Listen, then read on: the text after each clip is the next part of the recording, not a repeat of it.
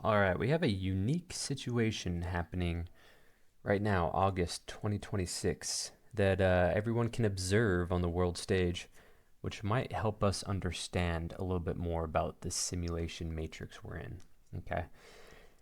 And what I'm talking about is the cameras going up everywhere, right?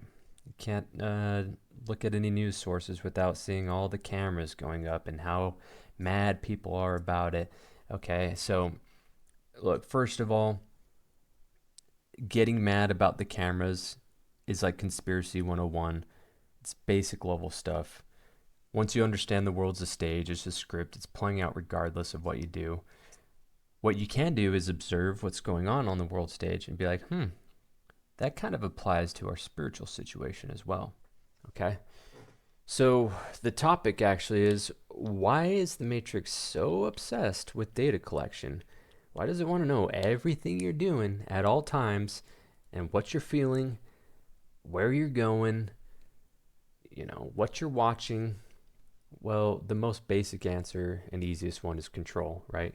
The more you know about someone, the easier it is to control them. You know their weaknesses, you know where to poke, you know how to corral them in a certain way. So that's the first reason it's so obsessed with data collection. Now, this obviously applies to our situation here in the physical right now, but I'm gonna associate it with the simulation in a second. So two, it's to sell you things, right? New desires to keep you distracted. There's always a new carrot on a stick to chase, and even if you do reach and catch that carrot, you finally got that 1 week vacation you've been working all year for. 51 weeks out of the year you slaved away so that 1 week you could sit on the beach. All right. Yeah, so you got that 1 week vacation. Does it fill the void in your heart? No, because you go right back to slavery afterwards. And even if you're rich, okay, if for some reason you're listening to this and you're rich, um, it doesn't fill the void. You guys probably know that better than anyone else because they keep adding stuff onto themselves, right? More houses, more yachts, more toys, more things because it's never enough, okay? Here's a secret, all right? There's two beings within us. It's not a secret. There's the artificial spirit and there's the real spirit. There's the resident evil, right? It's right there in your head. The artificial spirit is what most people run on. It's a program. They're on autopilot. It runs the show. The actual spirit has become extremely quiet and at most points, or in most people, completely snuffed out. It's just the artificial spirit running the show. So why do I say all this? It's because the surveillance tech is in your head already on a spiritual level, okay?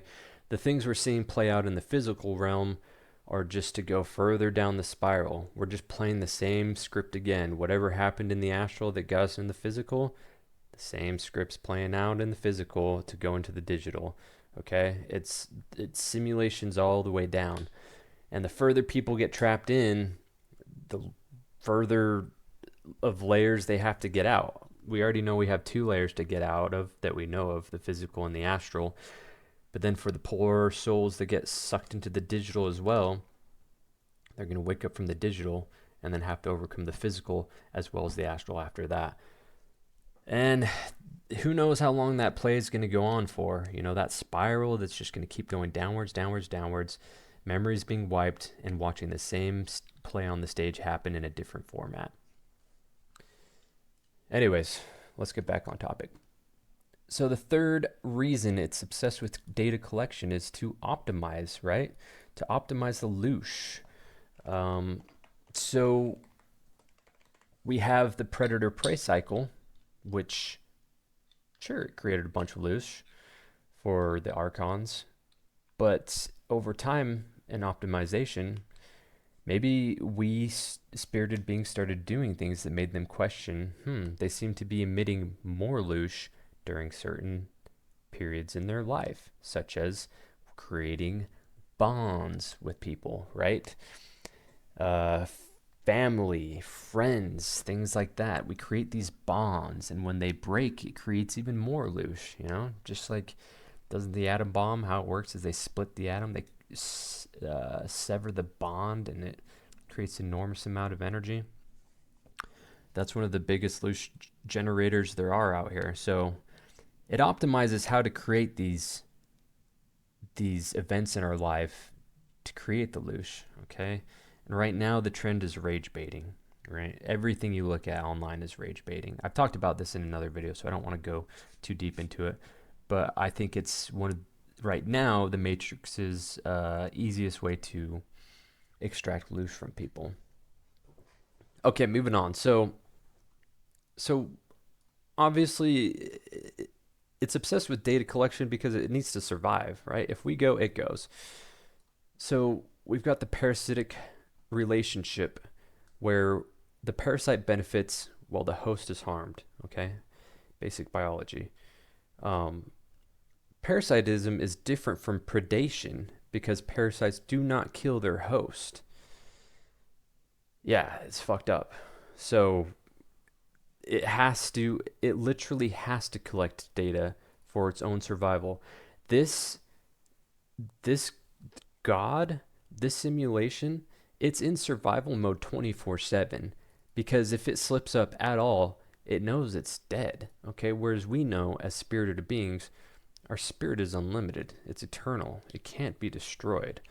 Um, so what's the survival instinct in us? It's that artificial spirit, right?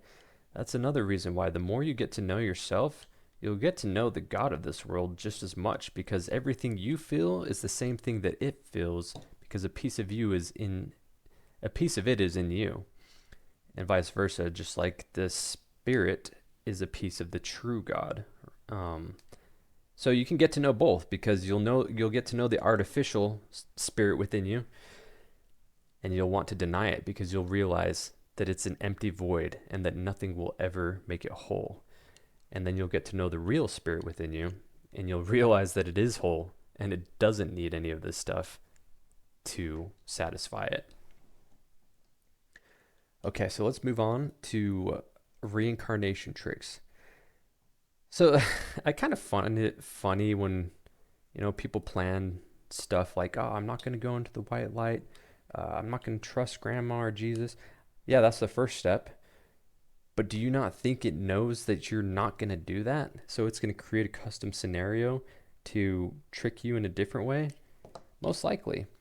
So it may be helpful to analyze every possible outcome or scenario that the simulation will put you in the astral to try to trick you into going back into the physical.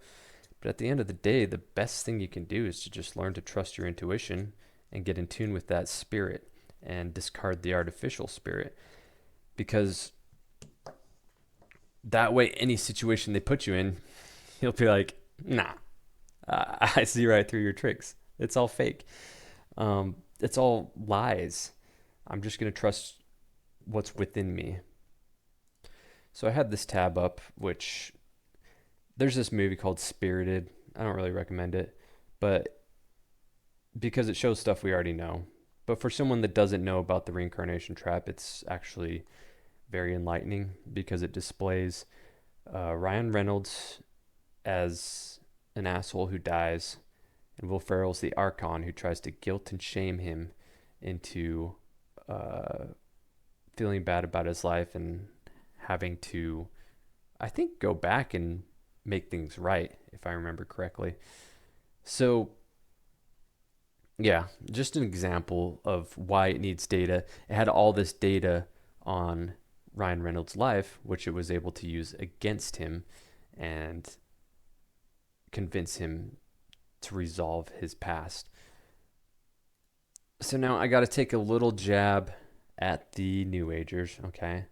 It's funny because they praise the Akashic records, right? Oh, in the astral, there's the Akashic records. It's so cool. It has literally everything you've ever done, all your past lives and things like that.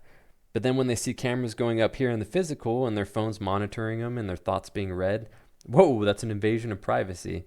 What? You just said everything's in the Akashic and like that's a good thing, okay? No, the Akashic's just a data center that's in the astral. That's all it is.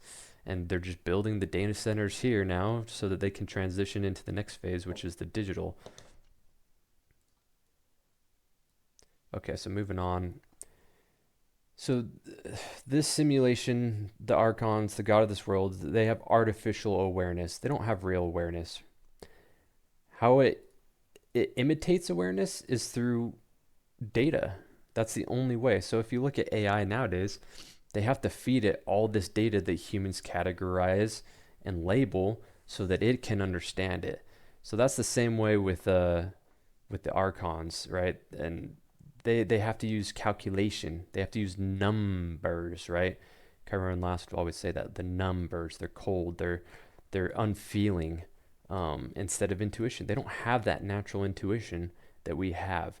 And so the more you ignore this gift is the less or the more you'll associate with the artificial spirit within you, right? It wants the logic. It wants the, oh, this makes sense because A equals B equals C.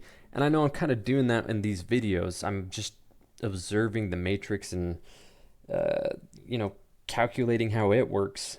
But there's not much else to do in this place. And if it helps someone, then great. So the one eye, okay? You know, you see the symbolism of the one eye everywhere. Oh, it's at the top of the pyramid. It's the Illuminati. It's a eye, an eye. So it's just a representation of the artificial spirit, right? That's at least what I think. Why else would literally the word for artificial intelligence be AI? Of course, a symbol can mean many things, but I just think that the all-seeing eye is the god of this world. It's just watching. That's all it can do. It's trying to figure out everything about us to get us into the next trap, okay? So to wrap this up really quick, what are the solutions? I've talked about this before, but randomness, right? Intuition isn't logical. It just happens. It's not calculated. It's just a feeling, okay? There's no problem with, I'm not saying calculation is bad completely. It could be, but I don't, you know, we have to still use it to get through our day to day in this life. But I'm saying when it comes to spiritual matters, you have to use this because the logic will always try to deceive you, right? That's why we're limited to language. That's why we're limited to numbers because it's logical. So you've heard this in basic psychology that, you know, the river's going to flow where the water can go easiest. And then comparing it to a brain, it also makes the neural pathways, the more you do the same thing, you become predictable. It's going to know exactly what you're going to do. And I mean, they have AI systems now to know, oh, you go to this grocery store, you go to this gym, these times you have this predictable routine. So the more unpredictable you are, this place has a harder time trying to sync you to its system, okay? So really quickly, I wanted to wrap this up by showing something in the Secret Book of John. So Yaldabaoth, the demiurge, they tricked him into blowing some of his spirit into man, which ended up being the divine power, the divine spark, right? So then the body moved, it was powerful, and then the demiurge and the demonic forces envied the man, okay? So they made man and they realized that he was stronger than him. So they took him and they cast him down into the lowest depths of the material world. So that's what I like about this Secret Book of John. It goes before Genesis, it goes into the astral. And that first simulation, before they realized we were too powerful and they had to cast us down into the material world, okay? And once again, we are still too powerful, so now they're trying to throw us into the next world, which is the digital world. We have to be moving upwards, defying gravity, getting out of this spiral instead of going down further and further into the depths. So hopefully that sparks some thoughts in you guys. Yeah.